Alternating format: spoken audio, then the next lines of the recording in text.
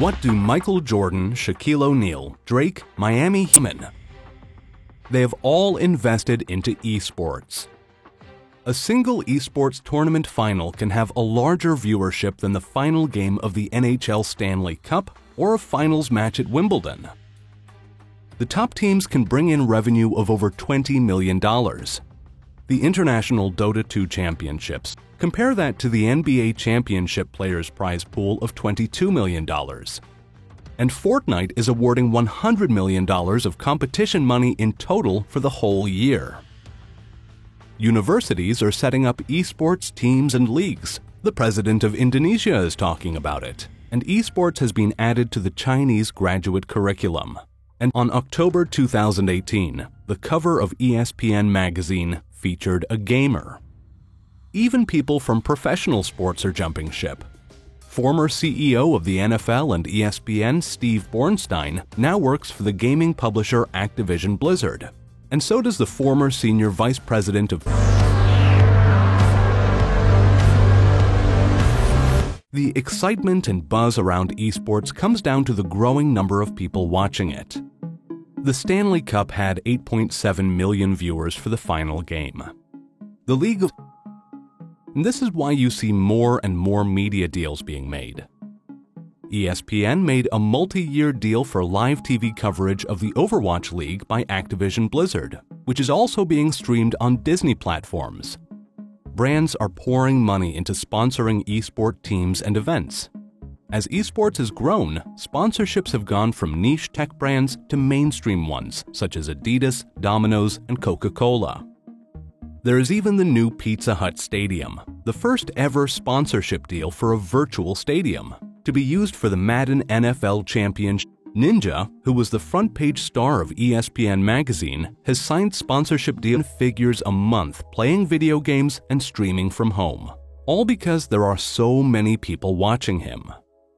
The reason why there are more and more people watching esports is because of the accessibility.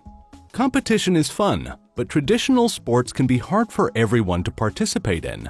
Basketball courts and football pitches require a lot of space and money to build, and each sport is suited for specific body types. The world participated in trying to qualify to make it to the tournament where 100 players competed. Also, the number of competitive games that are being turned into esports keeps on growing. Take a video game such as FIFA for playing soccer. FIFA has its own eWorld Cup, but you also have countries creating their own professional esport leagues. The Premier League in England have just started their own esports FIFA league. MLS have their own competitive league as well, and more independent leagues are being created. And that's just for soccer. Other sports have their own esports leagues as well, from the NFL to Formula One, while Major League Baseball has launched a league in China. Then there are leagues just for universities. Students are getting full scholarships for being esport players. They're competing with other universities nationally and around the world. There are also leagues and competitions within the universities.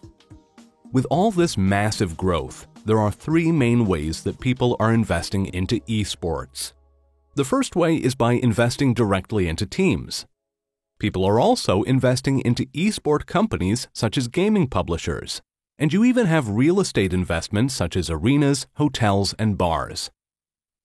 A lot of big names are investing directly into esport teams. Shaquille O'Neal being one as part owner of the NRG team. In 2016, the Philadelphia 76ers became the first North American sports team to own an esports team. Legends, it cost $10 million for a franchise in 2017. Now they're being valued at over $50 million, while Overwatch franchises were being sold for $20 million and are now valued at $60 to $80 million. Top team organizations can bring in upwards of $20 million a year, and the top esport team companies can have a value of up to $310 million. Esports teams can make money in a number of ways, from winning prize pools and tournaments, signing brand sponsorship deals, and selling merchandise, to streaming, creating other forms of content. SoloMid became the second biggest streamer on Twitch. Chipotle then went on to sign a deal worth up to 7 figures with the team. Team Liquid is one of the biggest esports team brands. With facilities in Netherlands and now North America, Team Liquid has a growing number of teams that compete in a number of esport games. Their team, who won the Dota 2 championships, took home $10.8 million in prize money. Professional sports teams, from Premier League football clubs to Formula One teams, are signing players to represent them in the esports world. They're all investing into their esports teams because for a sport like Formula One, esports represents a big opportunity for getting a generation of new fans to watch the real-life sport. There's so much potential in how an esports team can connect with fans and large audiences and bring in money. This is why you see so many people making investments into teams. Here are a few names of people who have invested directly into esports teams. Hall of Famer Magic Johnson, AOL co-founder Steve Case, Golden State Warriors co-owner Peter Guber, the New York Yankees, Dan Gilbert, founder of Quicken Loans and owner of the NBA team Cleveland Cavaliers, Drake, and Michael Jordan. As esport teams have been taking on private investments, there have also been private investments made into esport-specific startups and companies, such as Drake, who invested in a company called Players Lounge, who host gaming tournaments. There are also a number of companies in the esports industry that are listed on stock exchanges that are being invested into. A number of these companies are game publishers. Gaming publishers build the games that the esports are based on. As a result, these game developers own all of the rights surrounding the game. Here are some ways game publishers are making money: through broadcasting deals and media rights and online streaming rights, selling franchises in their leagues, licensing their games to external league organizers, merchandise, hosting events, sponsorship deals such as the virtual stadium Pizza Hut has sponsored through EA Games, and through game sales and in-game purchases to the wider general audience. Here are a few game developers who are listed on stock exchanges. Activision Blizzard is the publisher of game titles World of Warcraft, Overwatch, Call of Duty, StarCraft, Hearthstone, Diablo, and more. They launched their Overwatch Esports League in 2017, just a year after the game was launched.